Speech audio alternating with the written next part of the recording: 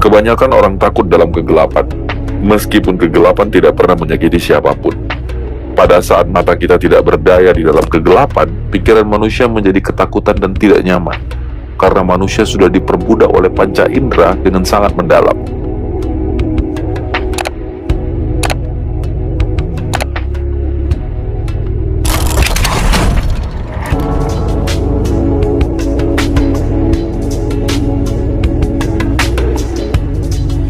Untuk bisa menguasai bangsa ini, kita harus dibodohkan.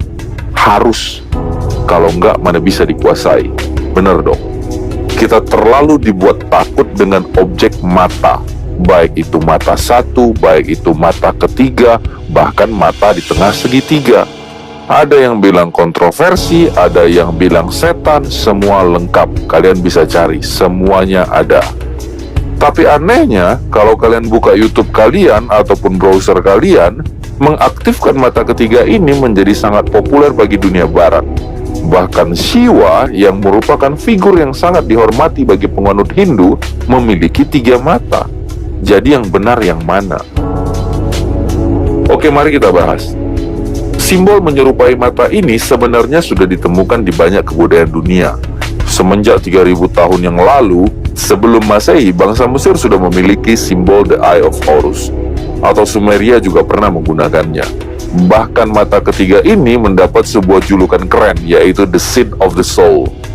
Vatikan di Roma pun juga menggunakan simbol ini.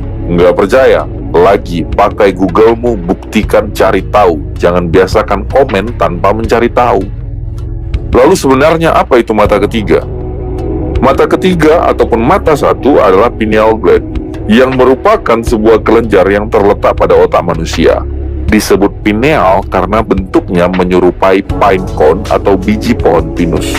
Ia terletak di antara alis mata. Apabila ditarik garis antara dua mata dan bertemu dengan titik kelenjar pineal, akan terbentuk sebuah segitiga.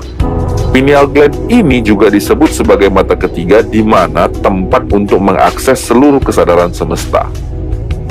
Otak adalah pusat dari daya cipta, yang juga berfungsi sebagai pusat kemampuan optimalisasi logika manusia. Sehingga fungsi otak pada manusia sangat penting. Logika adalah cabang dari ilmu pengetahuan yang mempelajari kecakapan untuk berpikir lurus, tepat, dan teratur. Logika adalah kemampuan rasional akal budi untuk mewujudkan pengetahuan ke dalam tindakan. Kata logis yang dipergunakan tersebut bisa juga diartikan sebagai masuk akal. Sehingga kita sebagai manusia tidak dapat dibodohi, tidak dapat dikuasai, tidak dapat dijajah, dan tidak dapat terjerumus. Hingga hari ini mata ketiga masih merupakan misteri dunia. Setiap generasi, setiap masa punya cara masing-masing dalam menggambarkannya. Semua generasi mencari tahu, semua generasi mempelajarinya. Siapapun yang mampu menghidupkan sudah pasti akan mengalami pencerahan. Pencerahan di sini adalah kebijaksanaan, kepintaran, kecerdasan, cerdik, dan pandai. Karena dia merupakan ilmu dari segala ilmu, pengetahuan dari segala pengetahuan. Logikanya begini. Mana mungkin Nusantara bisa menguasai Asia tanpa mengetahui sebuah pengetahuan yang maha tinggi? Bagaimana Sumeria, Akadia bisa semaju itu tanpa penguasaan pengetahuan yang tinggi? Lalu bagaimana Mesir yang menguasai segala bidang dan mewariskan hingga hari ini misteri dunia tanpa sebuah pengetahuan? Uniknya lagi, sudah bergenerasi lamanya digali dan dicari tahu, tapi hingga hari ini belum juga selesai untuk dipelajari. Sehebat apakah mereka? Leluhur bangsa kita menyebut mata ketiga sebagai sesuatu yang dapat memancarkan cahaya, melihat secara supranatural, menjadi sebuah penerang jalan, dan lain-lain. Lebih familiar dengan sebutan Batara Guru yang bergelar Sang Hyang Trinetra, atau lebih populer disebut dengan istilah sumber daya otak bernama pineal gland.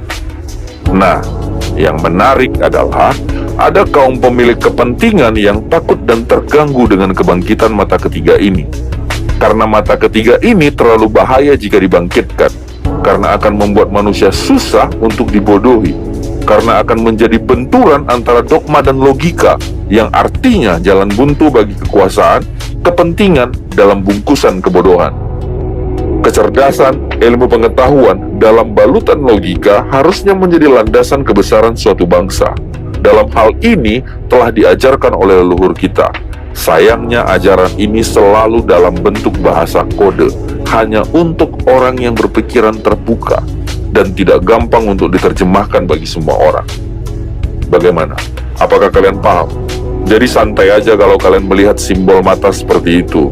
Nggak usah panik. Mari jadikan dirimu sebagai generasi kemataharian, bukan generasi pupuk kandang.